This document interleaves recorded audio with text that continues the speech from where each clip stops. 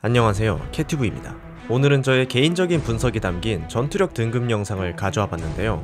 영상을 한 번에 만들려 했으나 영상이 너무 길어질 것 같아서 외성편과 내성편으로 나누어 제작하였으니 이번 영상을 시청하시고 곧바로 내성 등급 영상을 시청하시면 되겠습니다.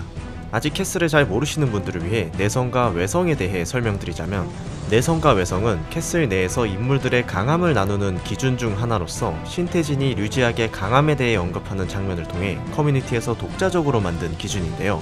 해당 장면에서 신태진은 류지학을 상대할 수 있는 건 캐슬 10강 내에서도 단 4명만이 가능하다고 암시하는데, 이를 통해 캐슬 10강 내에서는 인물들의 상대적인 실력차뿐만 아니라 보편적인 급의 차이가 존재한다는 것이 공식적으로 밝혀졌습니다. 그래서 이 이후 캐슬 10강 내에서 류지학을 상대할 수 있는 최상위 전력들을 내성, 상대할 수 없는 자들을 외성이라고 부르게 되었고, 이번 영상은 이 중 외성급 강자들에 대한 등급을 다뤄볼 예정입니다. 참고로 외성급 강자들도 상당한 재능과 경험의 조화가 없어선 닿지도 못할 영역의 수준급 강자들이라는 점을 유념해 주시길 바랍니다. 모든 인물들의 등급은 현재 연재된 2부 92화를 기준으로 유의미한 언급이나 전투신을 보여준 인물들로만 이루어졌으며, 향후 작품의 완결에 따라 인물들의 등급이 변동될 수 있음을 알려드립니다. 외성 하급의 첫 번째 인물은 바로 링링입니다. 사실상 외성 중 가장 하위의 인물이라 봐도 무방한 링링은 1부 때부터 공식적으로 10강으로 소개되었기 때문에 그녀가 10강인 것에는 이견이 없는데요. 허나 작중에서 링링은 부상투성이인 라텔과 고군분투하며 아직 성장이 부족한 표용에게 공격을 허용했다는 점과, 이스크라 단원들 중 최하위권에 속하는 크로트와 샤이어를 상대로 단 한 명도 리타이어 시키지 못한 것에서 높은 퍼포먼스는 보여주지 못했다고 생각되어 하급에 배치하였습니다. 두 번째 인물은 블랙맘바입니다.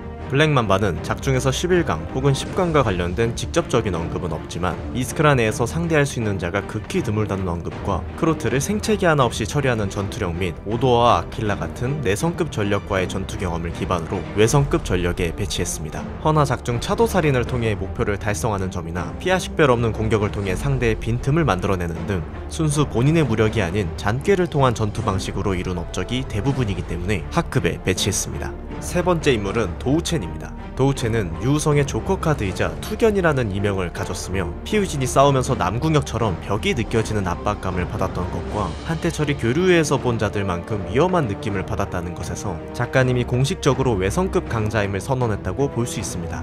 작중 어느정도 무게감 있는 인물이었기에 어느 등급에 배치할지 고민이 많았습니다만, 화진전 당시 외성급 강자 목전이었던 피우진보다 힘도 재빠르기도 부족해 보인다는 언급과 피우진의 부상 연기라는 간단한 허수에 싸움의 형세가 완전히 뒤바뀌었다는 점을 고려하여 외성 하급에 배치했습니다.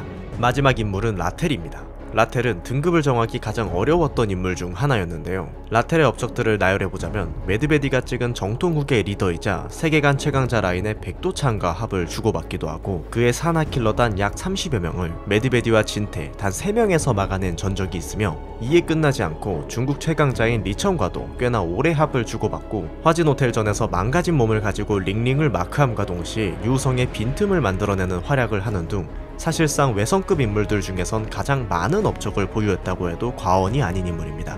그러나 풀컨디션인 상태에서 비슷한 외성급과 겨뤄 객관적인 실력 묘사가 나온 것도 아니고, 라텔과 관련된 강력한 언급이 매드베디의 공식 후기뿐이기 때문에 개인적으로 애매하다고 생각되어 최대한 보수적으로 등급을 매길 수밖에 없었습니다. 향후 작품의 진행에 따라 등급이 바뀔 수 있는 아주 유력한 후보이기 때문에 앞으로의 행보나 언급을 주시해봐야 될 것 같습니다. 외성 중급의 첫 번째로 이름을 올린 인물은 피우진입니다. 크리사와 함께 남궁혁을 잡고 10강 목전이라는 타이틀을 갖게 되었던 피우진은 화진전에서 유우성의 조커 카드이자 외성급 강자인 도우첸을 꺾고 이제는 공식적으로 외성급 강자로 발돋움하게 되었습니다. 이후 캐슬 호텔 습격 때 김신에게 시간을 벌어주기 위해 수많은 경호대 인원들을 홀로 마크하는 모습과, 그롤라와 마준영과의 결전에서도 많은 유효타와 세이브 포인트를 보여준 모습들을 보아 외성 상급에 배치하려 했으나, 당시 그롤라와 마준영이 많은 부상을 당했었던 점과 좋은 구도로 시작한 싸움에서 그롤라에게 주도권을 너무 빨리 빼앗겼다는 점을 고려하여 중급에 배치하였습니다. 하지만 뛰어난 재능에 더불어 강민성의 가르침과 매드베디의 코칭이 있었던 피우신이기에 개인적으로 향후 반드시 등급이 올라갈 것이라고 보고 있습니다. 다음은 남궁혁입니다. 남궁혁은 백도찬의 오른팔로 독자분들에겐 외성의 간판 같은 존재인데요. 그는 선진전에서 이스크라 단원 중 상위권에 속하는 크리사를 전투불능으로 만든 것에 이어 화성 습격대와는 판이하게 강해진 피우진을 상대로도 승리 직전까지 갔던 전적이 있을 정도로 강한 인물이죠. 1부 연재 당시에는 10강치고는 부족한 성적이다라는 비판이 많았으나 2부가 연재되면서 같은 10강인 링링은 최하위권 단원 2명을 상대로 고전하는 모습을 보였던 것과 이스크라 단원들의 위상이 1부보다 올라간 것을 고려하여 중급에 배치하게 되었습니다. 마지막은 호텔 캐슬의 벨보이입니다. 벨보이는 첫 공개 당시에 이스크라 단원 정도의 수준인 줄 알았으나 그롤라의 진심을 끌어낸 이력과 초반 합이 끝난 이후에도 꽤나 오랫동안 공격을 버텨낸 것에 더해서 이것이 벨보이의 전부가 아니라는 주로의 언급은 벨보이를 외성급 강자에 넣기 충분한 이유가 되었습니다. 또한 교회전에서 디자이너는 비교적 안전거리를 유지하며 그롤라를 막아서지만 벨보이는 그롤라와의 초근접전도 마다하지 않으며 그롤라의 노림수들은 전부 노련하게 흘려내는 것을 보아 중급에 배치하게 되었습니다. 아직까지는 벨보이의 전부다라고 말할 만한 전투신이 나오지는 않았기 때문에 등급의 변동 가능성이 있는 인물입니다. 첫 번째는 김신의 오른팔 진태입니다. 수많은 서포트와 동기어진이라는 결정을 통한 것이긴 하지만 진태는 캐슬 최초로 외성급 강자가 내성급 강자를 잡은 사건의 주범자로서 상위권에 배치해도 전혀 손색 없는 업적을 가진 인물이죠.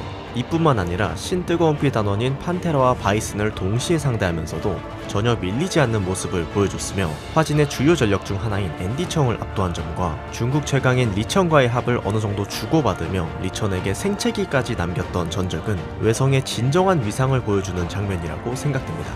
현재 진태의 부상 정도로 보아 앞으로 작품에서 활약할 여지는 없어 보이기 때문에 순위 변동은 없을 것으로 예상됩니다. 다음은 정단입니다. 정단은 경호대 해자대의 대장으로서 2부 공식 11강이자 캐슬홀딩스의 실질적인 넘버 3 인물인데요.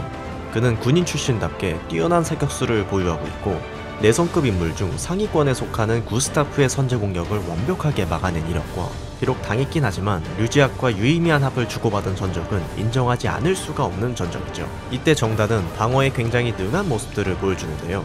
그 류지악조차 그냥은 뚫어내지 못했던 것을 보면 외성 상급에 배치해도 전혀 손색 없는 인물로 보여집니다.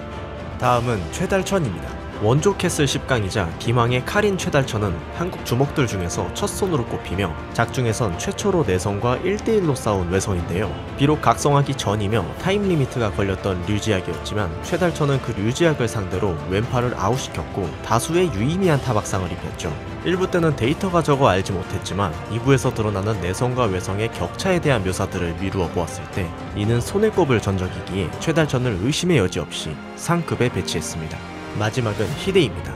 오도와의 오른팔이었으며 현 관서동맹의 수장인 히데는 공식적인 10강 언급은 없지만 오도와의 왼팔, 마사를 간단히 처리한 것과 히데가 마음만 먹었다면 기습 때 오도와를 끝낼 수 있었다는 공식적인 언급을 보면 그가 외성급 강자란 것에 이견은 없어 보이죠. 이에 더해 2부에서 너프당했긴 하나 경호대 방패까지 착용한 최달천을 상대하며 동시에 전장을 조율하고 류지악에게 지원 사격까지 해주는 모습과 무려 세계관 최강자 라인인 마하경과의 합도 치명적인 수는 전부 아슬아슬하게 벗겨내는 것을 보면 외성 상급의 강자라고 봐도 무방하다고 생각합니다. 현재 제가 생각하는 외성의 최강자, 바로 현석입니다. 예전 하성 제1의 살수이자 하성의 기둥이었다는 언급이 있는 현석은 현재는 노쇠한 상태이긴 하나 그럼에도 불구하고 백도찬의 뒤를 치러갈 기량인 것과 최달천과 싸우느라 왼팔이 아웃된 류지악에게 그 컨디션으론 본인을 막을 수 없다는 언급 및 사인진이 지도하는 경호대, 치성대 전체를 혼자서 감당하는 것에서 사실상 내성급 실력에 근접하는 수준이라고 봐도 부족함이 없어 보입니다. 하지만 노세아의 업계에서 은퇴했던 점과 아직 제대로 된 1대1 장면이 나오지 않아 증명되지 않은 점이 많다는 것에서 보수적으로 점수를 매겨 외성 최상급으로 배치했습니다. 향후 작품이 완결된 시점에서 치성대를 제대로 마무리했는지 혹은 다른 강자와 맞붙어 어떤 결과를 내는지에 따라서 등급의 변동이 있을 수 있는 인물임을 말씀드리며 이번 외성급 강자 등급 영상을 마치겠습니다. 아마 많은 분들이 외성으로 생각하시는 마준영과 매드베디가 없어서 의아해하시는 분들이 많이 계실 거라고 생각됩니다. 이에 대한 이유는 내성급 강자들의 등급 영상에서 확인해 주시길 바랍니다. 넘어가시기 전에 구독과 좋아요 잊지 말아주시고요. 그럼 다음 영상에서 뵙겠습니다. 감사합니다.